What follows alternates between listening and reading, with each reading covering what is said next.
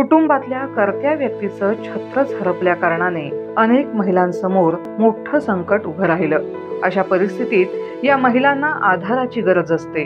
याच पार्श्वभूमीवर प्रशासनाकडून धुळ्यातील शिरपूर मधील कुरखळी इथे मिशन वात्सल्य अंतर्गत शासन आपल्या दारी या कार्यक्रमाचं आयोजन करण्यात आलं। कुरखळी येथे सर्व शासकीय यंत्रणांचा एक महामेळावा आयोजित केलेला होता।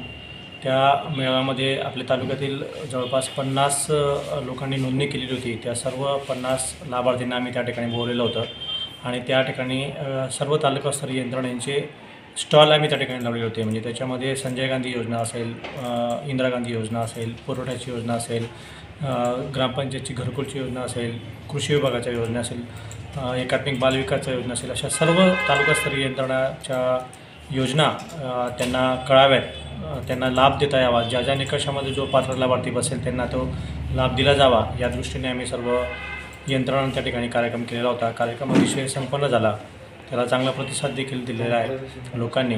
कोरोना काळात आई वडील गमावलेल्या 3 बालकांना प्रत्येकी 5 लाखांच्या मुदत ठेवींचं वितरण करण्यात आलं। तसंच निराधार महिलांच्या समस्या जाणून घेत योजनेची माहिती देण्यात आली। कोरोना काळामध्ये ज्या लोकांचा मृत्यू झाला आहे त्यांच्या पालकांना, त्यांच्या वारसांना आणि विधवा महिलांना या योजनेचा लाभ मिळणार आहे। एकाच